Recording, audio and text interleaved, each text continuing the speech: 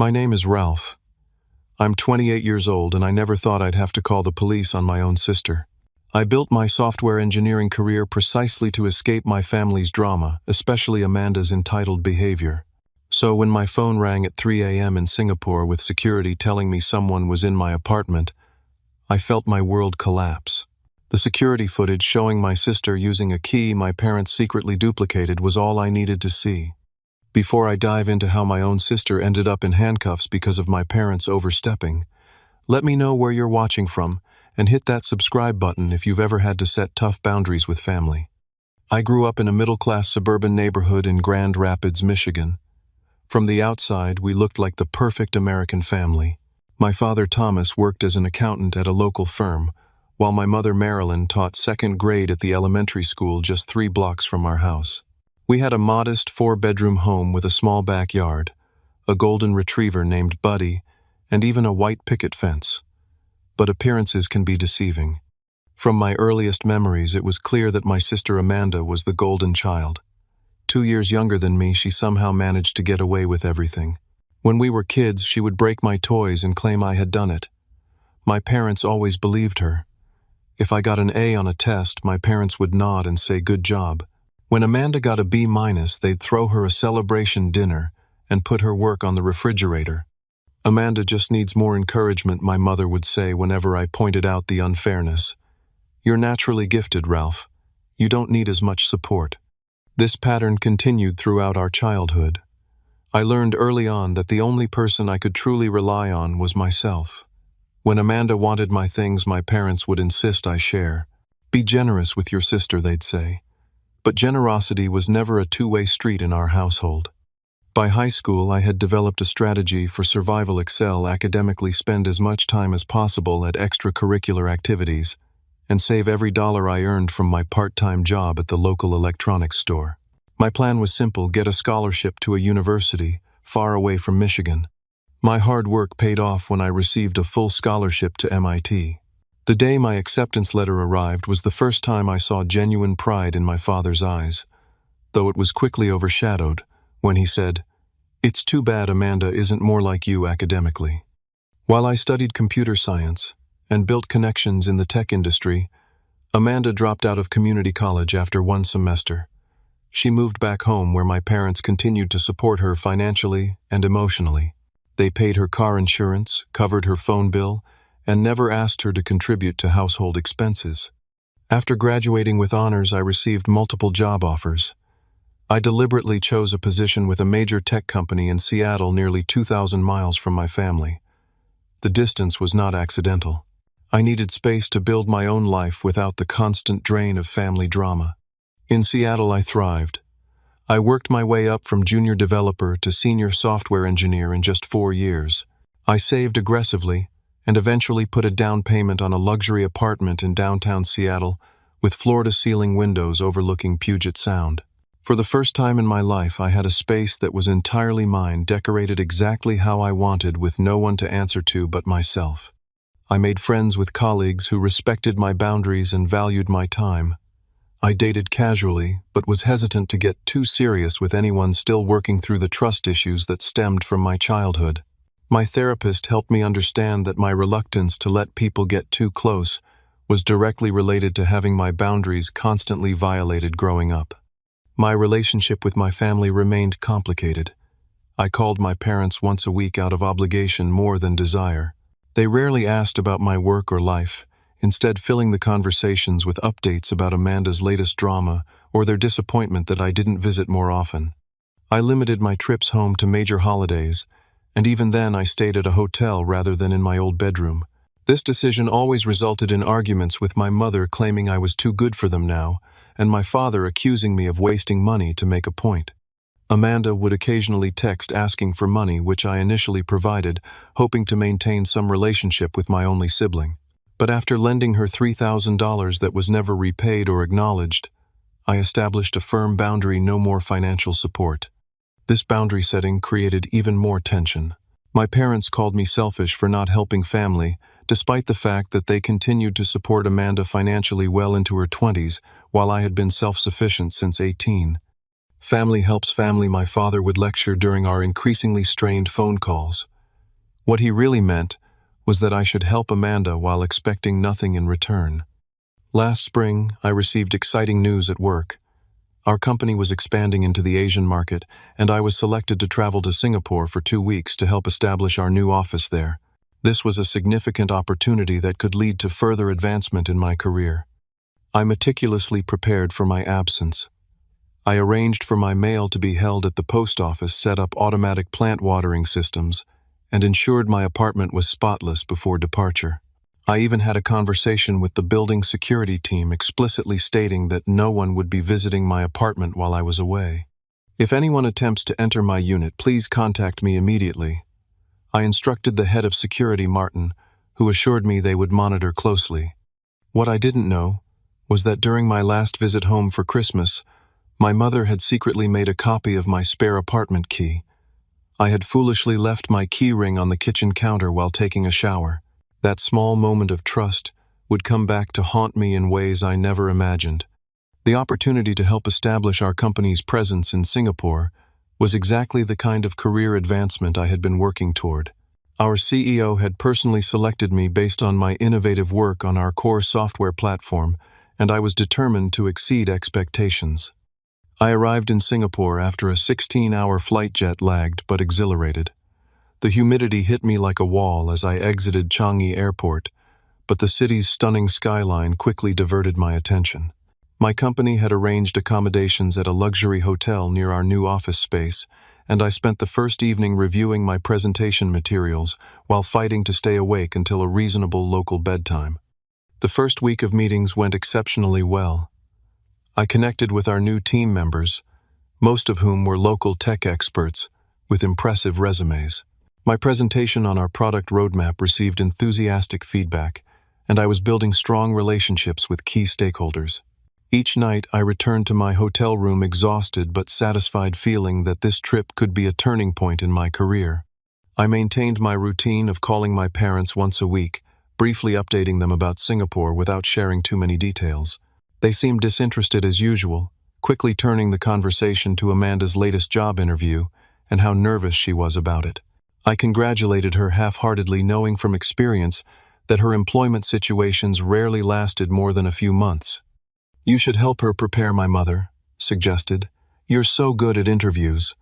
I deflected, mentioning the 13-hour time difference and my packed schedule. The call ended with the familiar weight of unmet expectations pressing on my chest. It was during my 9th night in Singapore when everything changed. I had fallen asleep around 11 p.m. after a particularly productive day finalizing partnership agreements. At approximately 3:15 a.m. local time, my phone began vibrating intensely on the nightstand. Disoriented and groggy, I fumbled for it in the darkness. The screen showed a call from an unknown Seattle number. My first thought was that it must be an emergency at work, perhaps a server crisis that needed immediate attention despite the time difference. "Hello?"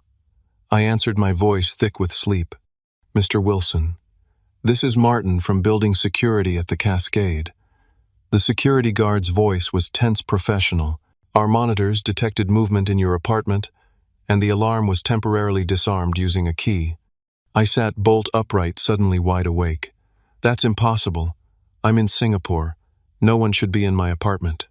"That's what our records indicated, sir. We have camera footage of someone entering approximately 20 minutes ago. A young woman. The system shows she used a key to enter."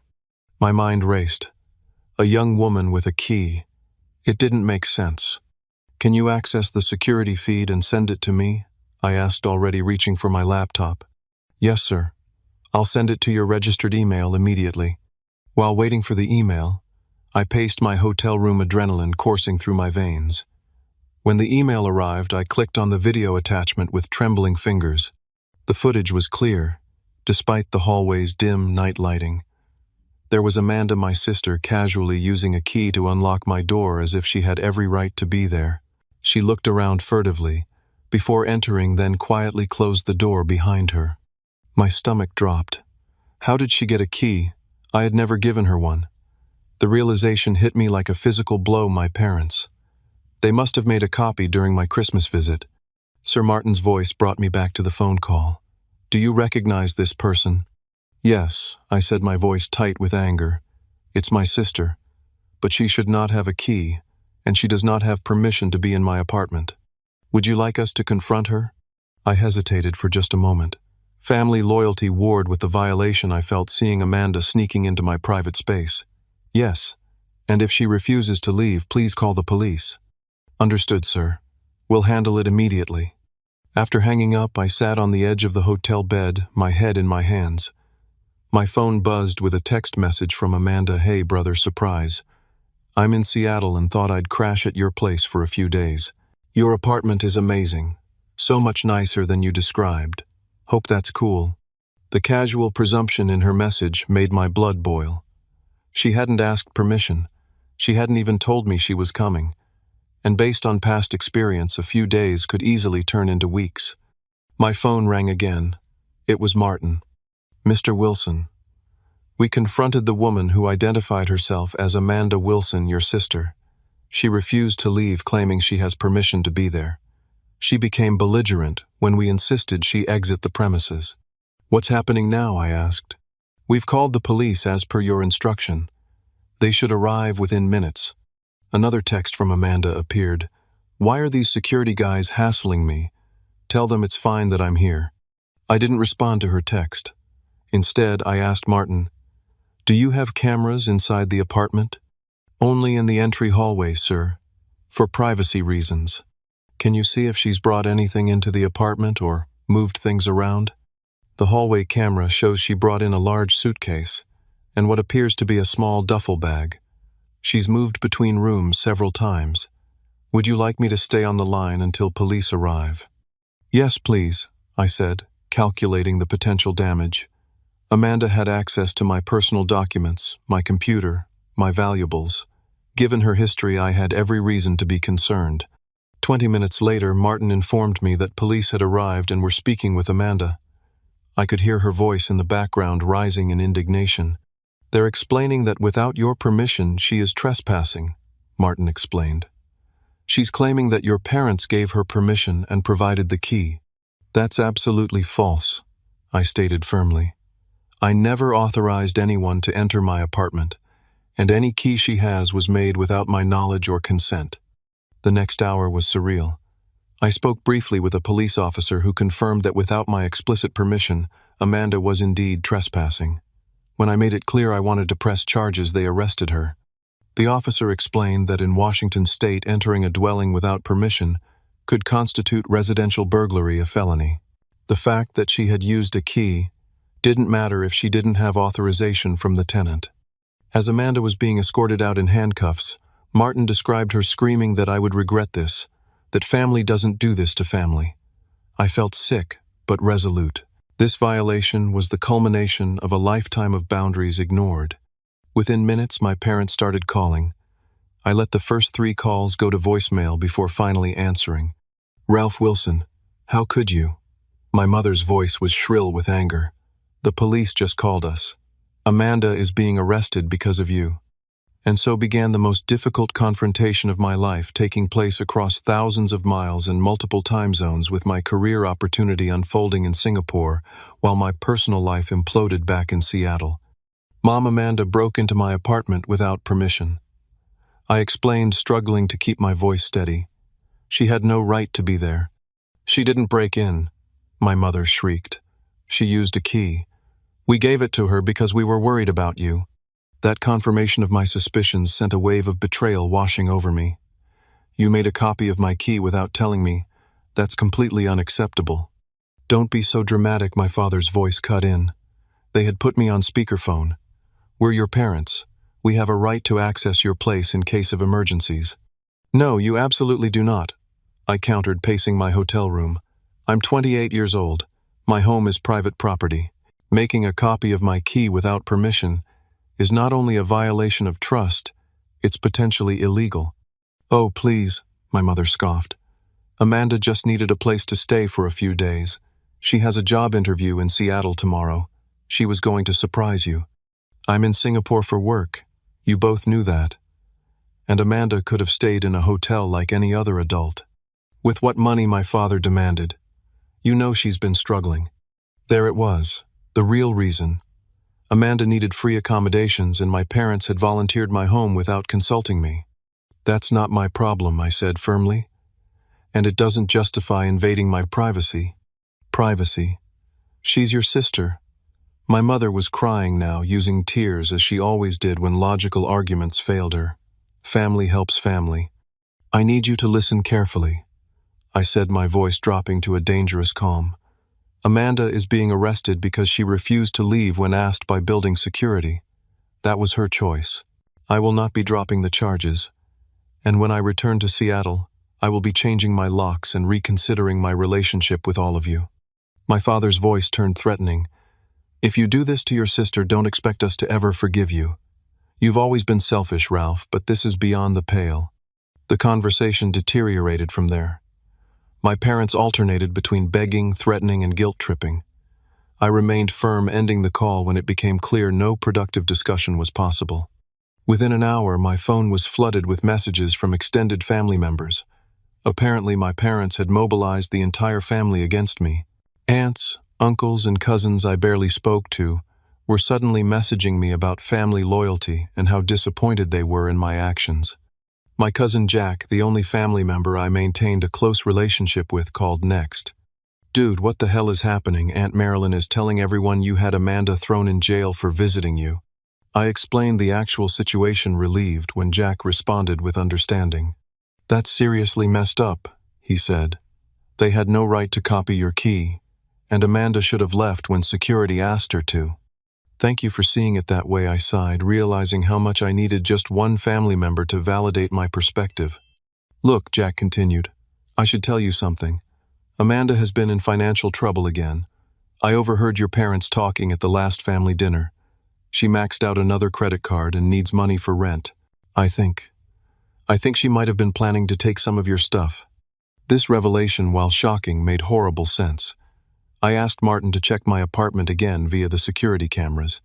He confirmed that several drawers appeared to have been opened and my home office had been disturbed.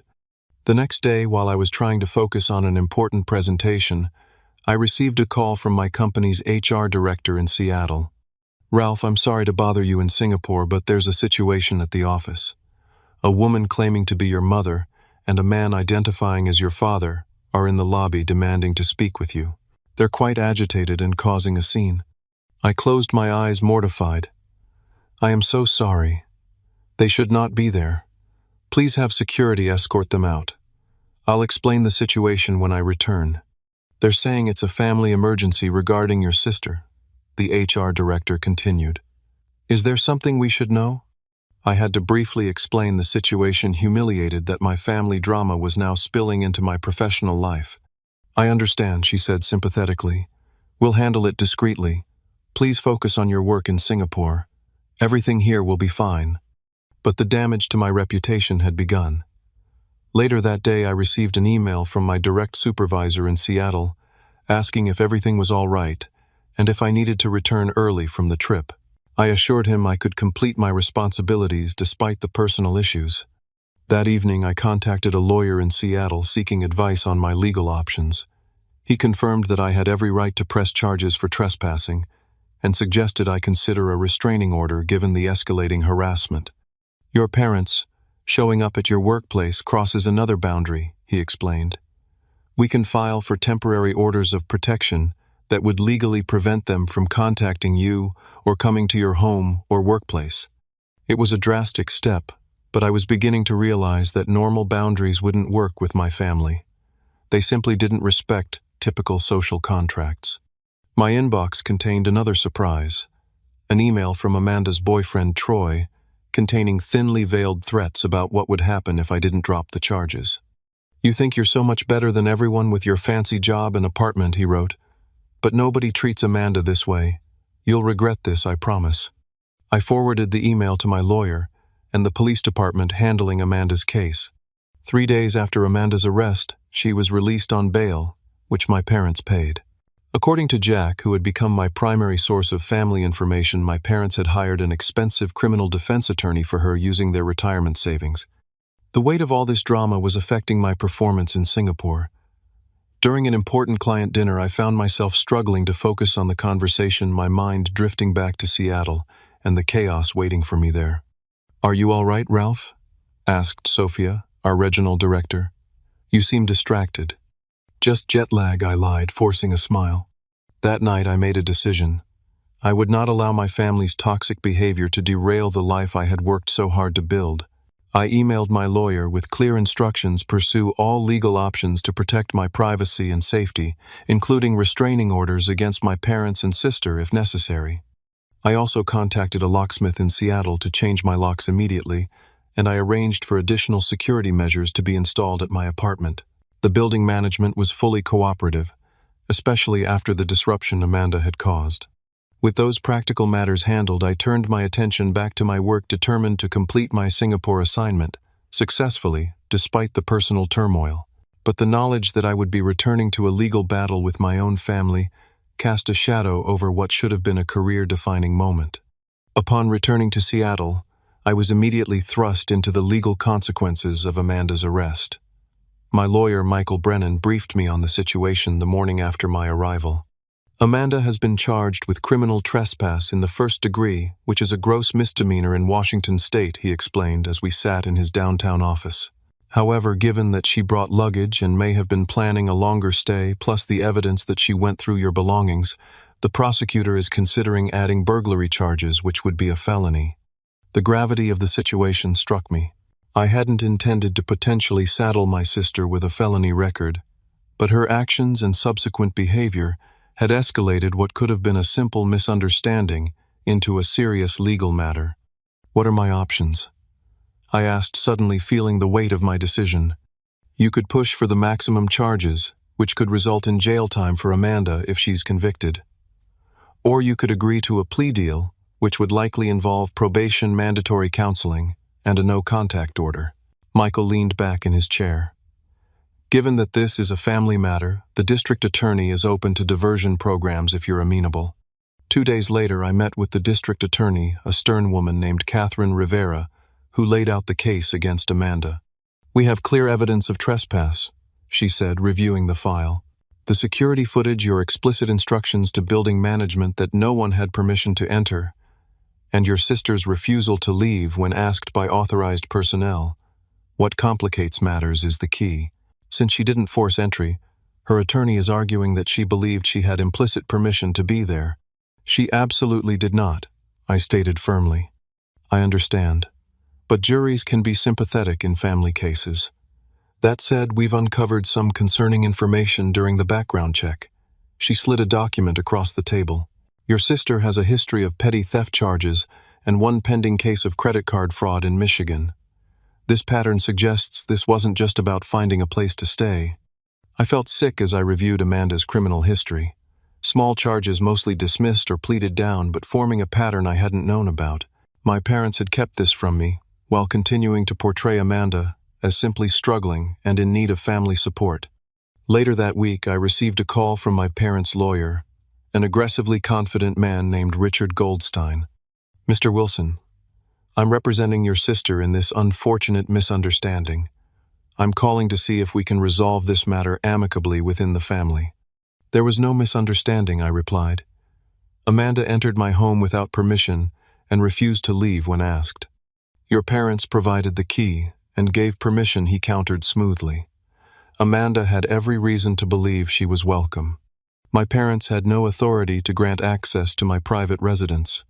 "Perhaps not legally," he conceded, "but surely you can see how this created confusion. Amanda is facing serious charges that could impact her future employment prospects. As her brother, I'm sure you don't want that." His manipulation was transparent, but effective. I didn't want Amanda to have a felony record if it could be avoided. Not because she didn't deserve consequences, but because I didn't want this situation to define the rest of my life or hers. After consulting with my own lawyer, I agreed to a plea deal with specific conditions. Amanda would plead guilty to criminal trespass, complete 100 hours of community service, undergo psychological evaluation, and comply with any recommended treatment, and abide by a no-contact order for 12 months. In exchange, I would not pursue additional charges related to items that may have been disturbed in my apartment. The court appearance was tense. I sat on one side of the courtroom with Michael while my parents flanked Amanda on the other side, their lawyer between them. Amanda looked smaller than I remembered her, usually confident demeanor diminished by the formal setting and serious charges. When asked to make a statement, I kept it brief and factual. I never gave my sister or parents permission to enter my home. The key was copied without my knowledge or consent. When asked to leave by building security, my sister refused, necessitating police involvement. I believe these actions warrant consequences, but I don't wish to see my sister face a felony conviction if it can be avoided through appropriate rehabilitation. Amanda's statement was emotional, and from my perspective, manipulative. Tears streamed down her face as she claimed she just wanted to surprise me and never meant any harm. She portrayed herself as a victim of miscommunication, never acknowledging the fundamental violation of entering someone's home without permission. The judge wasn't entirely swayed by her performance. Miss Wilson, regardless of family relationships, entering someone's residence without their express permission is a serious offense. The fact that you refused to leave when confronted by building security suggests you knew your presence was unauthorized. I am accepting the plea agreement, but let me be clear, violation of any of these terms will result in the original charges being reinstated. As we exited the courtroom, my mother attempted to approach me, but Michael stepped between us. My client has a temporary restraining order against you, Mrs. Wilson. Please maintain the legally required distance. My father's face contorted with rage. You're dead to us, he hissed across the hallway, loud enough for several bystanders to turn and stare. No son of mine would do this to his family. I maintained my composure until I reached my car, where I finally allowed myself to feel the full impact of what had transpired. My family relationships were effectively destroyed. The restraining order I'd obtained against my parents would last 6 months, potentially renewable if their harassment continued.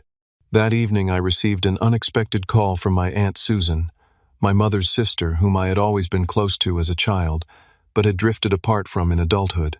Ralph, I want you to know that not everyone in the family thinks you're wrong, she said without preamble.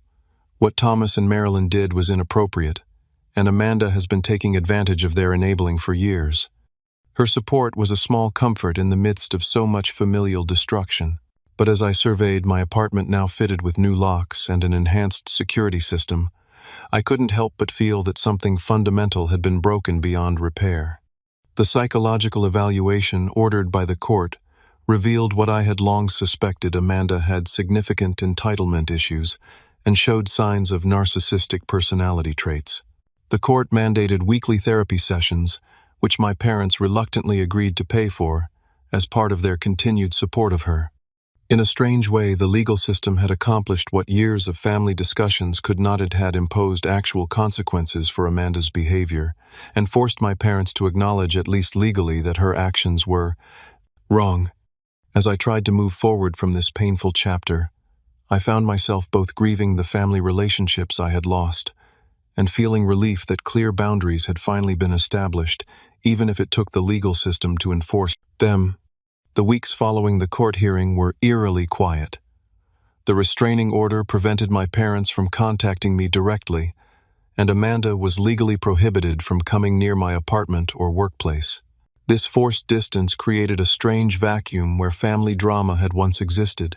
I threw myself into work, grateful for the distraction.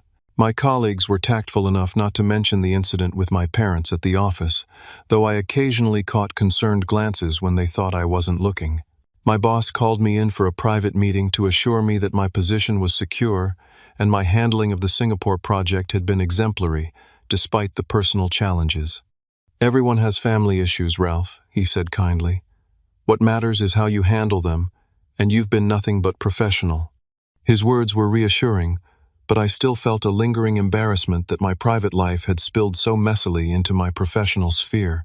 The first real breach in the silence came from my cousin Jack, who called with news from the extended family front. It's getting ugly, he warned. Uncle Thomas and Aunt Marilyn are telling everyone who listened that you're mentally unstable and power-hungry. They're saying you used your big city lawyer to bully Amanda, and that the whole thing was a misunderstanding that you blew out of proportion. I sighed, unsurprised, but still hurt. Are people believing them? Some are, Jack admitted. Mostly the older generation who think family problems should always stay private, but others are starting to ask questions, especially after what happened at Grandma's birthday dinner. Apparently, my parents had turned my grandmother's 75th birthday celebration into a forum for their grievances against me. The display had been so uncomfortable that even family members who initially sided with them were beginning to question their version of events. Your mom started crying about how her only son had abandoned the family, and your dad kept interrupting to add details about how Ralph always thought he was better than everyone else. It was awkward as hell, especially when Amanda started demanding that everyone contribute to her legal defense fund. Jack paused before adding, "That's when Aunt Susan lost it. She stood up and told everyone about Amanda's credit card fraud charges in Michigan and how your parents have been covering for her for years. She said they enabled Amanda to the point of criminal behavior and that you were right to protect yourself. This family civil war was exactly what I had hoped to avoid, but there was some comfort in knowing that not everyone was accepting my parents' narrative without question." A week later, I received an email from another cousin, Lisa, who had always been close to Amanda. Her message was unexpected.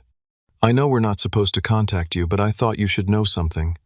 Amanda told me she went to your apartment because she needed money. She knew you wouldn't give it to her if she asked, so she planned to borrow some things she could sell.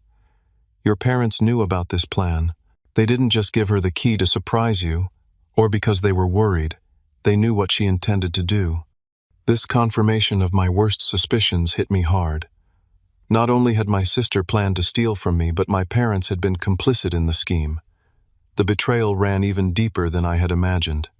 I forwarded the email to my lawyer, who advised me to save it as evidence in case I needed to extend the restraining orders, but cautioned against responding directly, since it could violate the no-contact agreement. The family drama soon spilled onto social media, where Amanda posted a tearful video describing how her controlling brother had her arrested for simply visiting his apartment. She carefully omitted any mention of the key being copied without permission, or her refusal to leave when asked by security. My parents shared the video widely, adding their own commentary about how I had always been difficult and turned my back on family. Distant relatives and old high school acquaintances began sending me concerned messages, asking if I was okay and what had really happened. I refused to engage in the public mudslinging. My lawyer advised against making any public statements that could be used against me if Amanda violated her probation, and we ended up back in court. Instead, I simply posted a brief, dignified statement. "I value my privacy and prefer not to discuss family matters publicly. I would appreciate respect for my boundaries during this difficult time." This restraint seemed to frustrate Amanda and my parents even more. Without my participation, their narrative began to lose momentum. People started questioning why I wasn't defending myself if I was truly in the wrong. My friend circle proved invaluable during this time. My closest friends in Seattle rallied around me, providing distraction through hiking trips, game nights, and simply being present when the isolation threatened to overwhelm me. "Family isn't just blood," my friend Nate reminded me over beers one evening. "It's the people who respect your boundaries and have your back when it counts." I started seeing a therapist, Dr. Patricia Chen, who specialized in family trauma. Our weekly sessions helped me process the guilt and grief that surfaced despite my certainty that I had done the right thing. "What you're experiencing is commonly called family of origin trauma," Dr. Chen explained. "The patterns established in your childhood where your boundaries were consistently violated and your sister was enabled at your expense created deep wounds that this incident has reopened." Through therapy, I began to recognize how these childhood dynamics had affected my adult relationships. I tended to attract friends and romantic partners who required excessive emotional labor, while giving little in return, unconsciously recreating the imbalanced relationships I had grown up with. Breaking this cycle requires not just distance from your family of origin, but conscious rewiring of your expectations in relationships, Dr. Chen advised. I implemented practical changes as well. I moved forward with plans to sell my current apartment despite loving the location and view. There were too many negative associations now, and I couldn't shake the feeling of violation when I entered my own home. My new place was in a different neighborhood in a building with even stricter security protocols. I told no one in my family, not even Jack, exactly where I had moved. My mail was routed through a private service, and I became far more cautious about my online presence. These precautions might have seemed extreme to an outsider, but they provided the sense of safety I needed to begin healing. With secure physical boundaries established, I could focus on strengthening my emotional boundaries as well. 6 months after Amanda's arrest, I found myself in a surprisingly better place than I had been before the incident. The forced separation from my family, while painful, had created space for tremendous personal growth. My new apartment, located in a quieter neighborhood with a view of Mount Rainier on clear days, felt truly mine in a way my previous place never had. I had been deliberate in its decoration, choosing items that represented my own tastes rather than what I thought a successful software engineer's apartment should look like. My professional life had flourished despite the personal turmoil. The Singapore project had been a resounding success, resulting in a promotion to lead architecture engineer and a substantial salary increase. My colleagues no longer gave me concerned glances, and the incident with my parents at the office had faded from collective memory. More significantly, I had developed what my therapist called a chosen family of close friends who respected my boundaries and valued my authentic self. We had created our own traditions, including monthly dinner parties, where everyone contributed a dish from their cultural background, weekend hiking excursions, and a book club that often devolved into philosophical discussions that lasted well into the night. Through these friendships, I was learning what healthy relationships actually felt like. There was give and take, respect for differences, and most importantly, no manipulation or guilt tripping when someone needed space or had to say no. Information about my biological family came primarily through Jack, who maintained a careful balance between keeping me informed and respecting my boundaries. He reported that Amanda had complied with her probation requirements, thus far attending therapy sessions and completing community service hours. "The therapist seems to be making some headway," Jack told me during one of our monthly phone calls. "Amanda actually admitted to me that she shouldn't have gone to your apartment without permission. It wasn't a full acknowledgement of everything, but it's something." My parents had made several attempts to circumvent the restraining order, sending letters through relatives, and once even having a colleague of my father's accidentally run into me at my regular coffee shop. These attempts at contact gradually decreased, as they realized I was serious about maintaining the legal boundaries I had established. 3 months after Amanda's court appearance, they sent a formal letter through their lawyer proposing a family reconciliation meeting with a professional mediator present. The letter included no acknowledgement of wrongdoing or apology for their actions, merely stating that family differences should be resolved within the family. After consulting with both my personal therapist and my lawyer, I declined the invitation through formal legal channels. My response was clear: I would consider re-establishing contact only after receiving a sincere apology that demonstrated understanding of why their actions were inappropriate, and only if they agreed to respect explicit boundaries moving forward. No such apology was forthcoming. Instead, my mother sent a birthday card through Jack that read, "No matter what, you'll always be my son. Family is forever." The sentiment might have seemed touching to an outsider, but to me it was another manipulation tactic, attempting to use family bonds to erase accountability. Perhaps the most unexpected development during this period was my new relationship with Rebecca, a software developer I met at an industry conference. Unlike my previous romantic entanglements, this relationship began with clear communication about expectations and boundaries. On our third date, I took the risk of sharing my family situation, prepared for her to find it too complicated or dramatic. Instead, she listened attentively, and then shared her own experiences with a controlling mother she had limited contact with. "Boundaries aren't rejection," she said, echoing my therapist's words so closely that I nearly spilled my drink in surprise. "They're an act of self-respect and ultimately an opportunity for healthier relationships." With Rebecca, I experienced for the first time what it felt like to be with someone who didn't view boundary setting as a personal attack or negotiation tactic. When either of us needed space or had to decline an invitation, it was accepted without drama or passive-aggressive comments. As the holiday season approached, I faced the challenge of creating new traditions that didn't involve my family of origin. Rebecca and I decided to host a chosen family Thanksgiving, inviting friends who, for various reasons, weren't spending the holiday with biological relatives. The gathering was chaotic with too many cooks in my kitchen and an eclectic menu that included traditional turkey alongside Filipino pancit, Jewish latkes, and Greek baklava.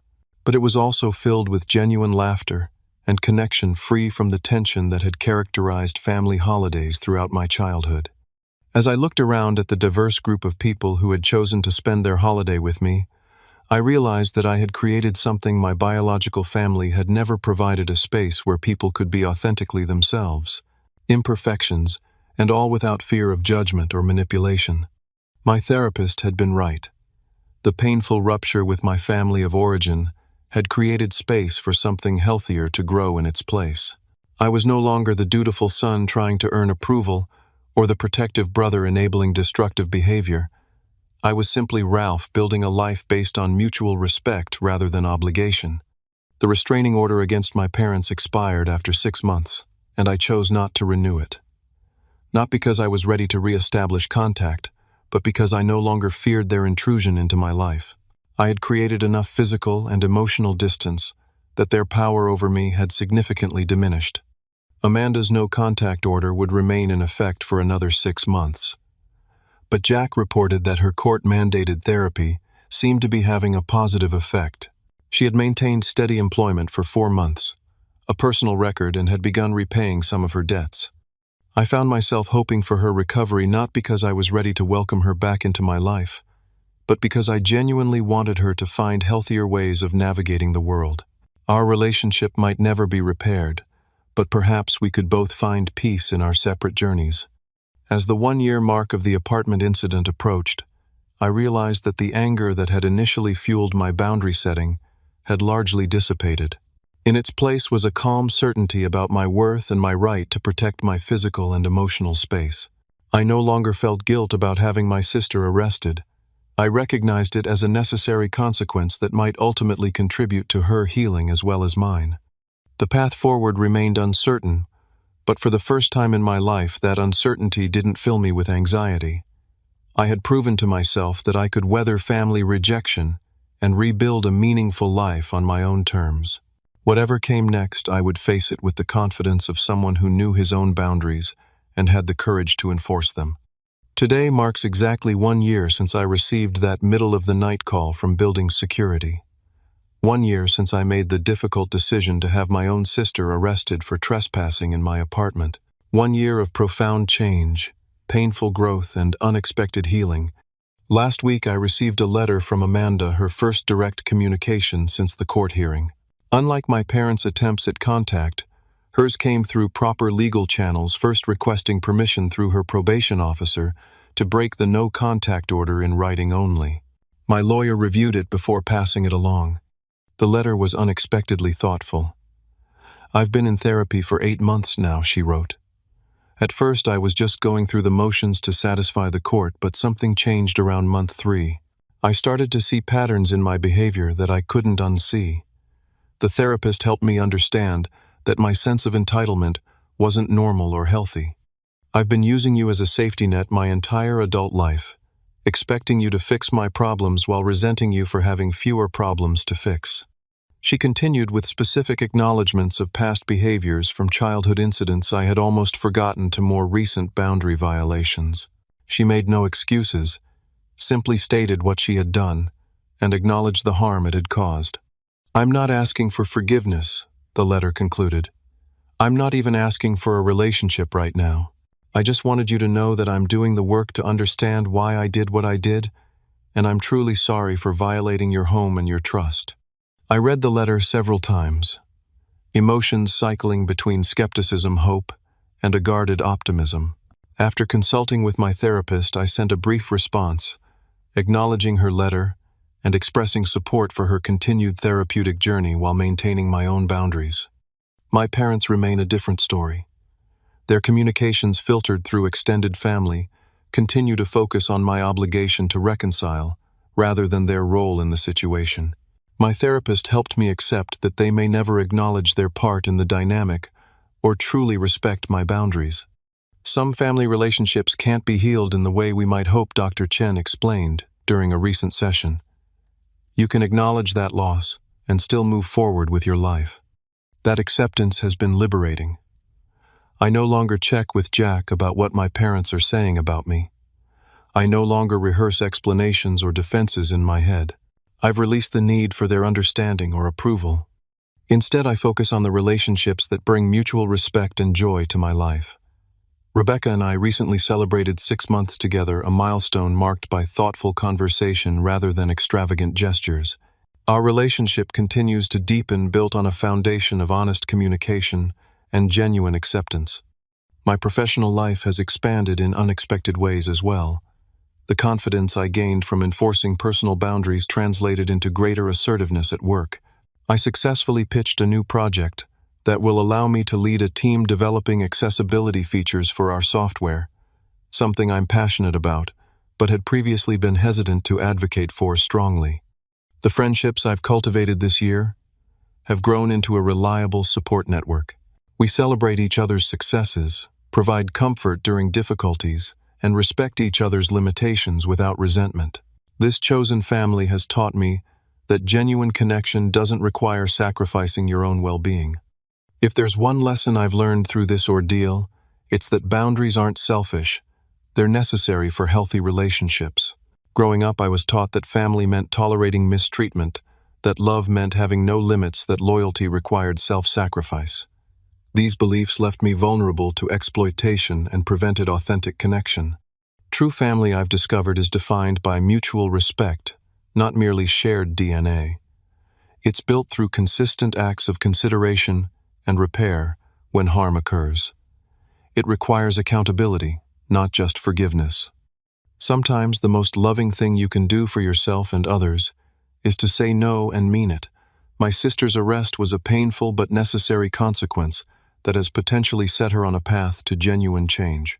Had I continued enabling her behavior out of misplaced family loyalty, I would have contributed to her ongoing issues rather than her growth. The legal system, while imperfect, provided structure and consequences that years of family discussions could not. Sometimes external intervention is necessary when internal family dynamics have become too dysfunctional to self-correct. For those of you watching who may be struggling with toxic family relationships, I want you to know that it's okay to protect yourself. It's okay to establish and enforce boundaries, even when others label you selfish for doing so. Your well-being matters. Your home is your sanctuary. Your boundaries deserve respect. The path I've taken isn't for everyone. Involving law enforcement in family matters is a serious step that should not be taken lightly. But sometimes, when other avenues have been exhausted, it becomes necessary to protect yourself through legal means. What would you have done in my situation? Would you have pressed charges against a family member who violated your boundaries so significantly? Have you ever had to make the difficult choice between family loyalty and self-protection? Leave your thoughts in the comments below. If you found value in my story, please like this video and subscribe to the channel for more real-life experiences and lessons learned the hard way.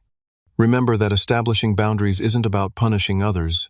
It's about caring enough for yourself to create the conditions necessary for your well-being. Sometimes the hardest choices lead to the most important growth. Thank you for listening to my story. I hope it helps someone out there feel less alone in their own family struggles. Take care of yourselves and remember, family should be defined by respect and care, not just shared blood.